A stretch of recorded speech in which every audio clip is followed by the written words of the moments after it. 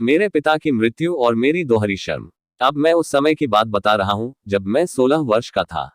मेरे पिता, जैसे कि हमने देखा, वे फिस्टुला से पीड़ित थे और बिस्तर पर थे। मेरी माँ घर का पुराना नौकर और मैं उनके सहायक थे। मेरा काम नर्स का था, जिसमें मुख्यतः उनके घाव की पट्टी करना, अपने पिताजी को दवा और अन्य दवाएं देना था जिन्हें घर में बनाया जाता था। हर रात मैं उनके पैरों की मालिश करता और तब ही सोने जाता जब वे मुझे जाने के लिए कहते या जब सो जाते। मुझे उनकी सेवा करना बहुत अच्छा लगता था। मुझे याद नहीं कि कभी भी मैंने अपनी सेवा में कोताही बरती हो। मेरा पूरा समय अपने कर्तव्यों का निर्वाह करने में व्यय होता, इसमें पिता की सेवा और स्कूल में जाना शामिल था। मैं तभी टहलने के लिए जाता जब वे इसकी इजाजत देते अथवा जब वे कुछ अच्छा महसूस कर रहे होते। इस समय मेरी पत्नी बच्चे को जन्म देने वाली थी, एक ऐसी अवस्था जैसा कि मैं अब देख सकता हूँ। उसकी वजह से मैं दोहरे शर्म से डूब जाता था। जबकि मैं एक विद्यार्थी था, लेकिन तब भी मैंने अपने को नहीं रोका था, जैसा कि मुझे करना चाहिए था।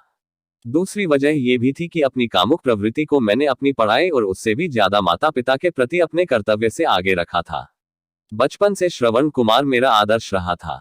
हर रात जब मैं अपने पिता के पैरों की मालिश कर रहा होता, उस समय मेरा दिमाग अपने शयन कक्ष में रहता, वह भी ऐसे समय में जब धर्म, चिकित्सा विज्ञान और सामान्य समझ सभी शारीरिक संबंध बनाने के लिए मना करते हैं। मुझे हमेशा अपने कर्तव्य निर्वाह की समाप्ति पर बहुत खुशी होती और पिता की आज्ञा मिलने के बाद मैं सीधे अपने शयन कक्ष की ओर जाता। इस बीच पिताजी का स्वास्थ्य हर रोज गिरता जा रहा था। आयुर्वेदिक चिकित्सक ने हर तरह के मलहम को आजमा लिया था, हकीमों ने हर तरह के प्लास्टर और स्थानीय झाड़ फूंक वालों ने अपने अपने हर पैतरों को करके देख लिया था। एक अंग्रेज शल्य चिकित्सक ने भी कोशिश की। आखिरकार अंतिम सुझाव सर्जिकल ऑपरेशन का दिया गया, लेकिन पारिवारिक चिकित्सक ने इस पर अपना ऐतराज ये कहते हुए जताया कि इस अवस्था में ऑपरेशन कराना उपयुक्त नहीं रहेगा। चिकित्सक कुशल और जाने माने थे, इसलिए उनका सुझाव माना गया और ऑपरेशन का विचार छोड़ दिया गया। फिस्टुला भगंदर के उपचार के लिए जो अन्य औषधियां प्रयोग में लाई गईं, उनका कोई असर नहीं हुआ। यदि चिकित्सक ऑपरेशन के लिए तैयार हो जाते तो ये जल्दी ठीक हो सकता था। ऑपरेशन भी बंबई के एक प्रसिद्ध सर्जन करते, लेकिन ईश्वर की इच्छा कुछ और थी। जब मृत्यु निकट हो तब किसी को सही उपचार का ध्यान कैसे आता। मेरे पिताजी ऑपरेशन से संबंधित सभी जानकारियों के साथ बंबई से वापस आ गए। वे अपनी जिंदगी से परेशान हो गए थे और दिन पर दिन कमजोर हो रहे थे। वे इतने कमजोर हो गए थे कि उन्हें अपनी सभी दैनिक क्रिया बिस्तर पर ही करने के लिए कहा गया, लेकिन अंतिम समय तक ऐसा करने के लिए उन्होंने साफ मना कर दिया और हर बार बिस्तर से उठने की पीड़ा सहन करते रहे। वैष्णव व्यक्ति के अपनी सफाई के कड़े नियम होते हैं।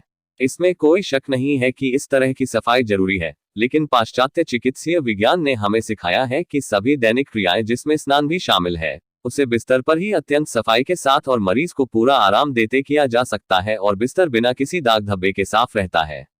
मैं इस तरह की सफाई को वैष्णवी सफाई की तरह मानता हूँ, लेकिन उन दिनों अपने पिता के बिस्तर से बाहर जाकर निवृत्त होने की जिद मुझे आश्चर्य से भर देती और इसके लिए मैं उनके प्रति आदर और प्रशंसा से भर जाता। आखिर वह भयानक रात आ गई। मेरे चाचा राजकोट में थे। मुझे हल्की सी याद है कि पिताजी की स्थिति खराब होने की खबर सुनकर वे पोरबंदर पहुंचे थे। भाइयों का आपस में प्रगाढ़ प्रेम था। मेरे चाचा पिताजी के बिस्तर के किनारे पूरे दिन बैठे रहते और हम सबको सोने के लिए भेजकर स्वयं उनके बिस्तर के साथ ही सोने की जिद करते। किसी ने सपने में भी नहीं सोचा था कि यह उनकी अंतिम रात्रि होगी, यद्यपि इसका खतरा तो जरूर था। मेरे चाचा जी 10:30 के करीब, मैं अपने पिताजी की मालिश कर रहा था, ने मेरी जगह लेने के लिए कहा। मैंने खुशी खुशी उन्हें मालिश करने दी और खुद अपने शयन कक्ष की ओर चला गया। मेरी पत्नी गहरी नींद में सोई हुई थी, लेकिन मेरे वहां पहुंचने पर वह कैसे सो सकती थी। मैंने उसे उठा दिया। 5-6 मिनट के अंदर ही नौकर ने दरवाजा खटखटाया। मैं चौकन्ना होकर उठ गया। उसने कहा, उठो, पिताजी बहुत बीमार हैं।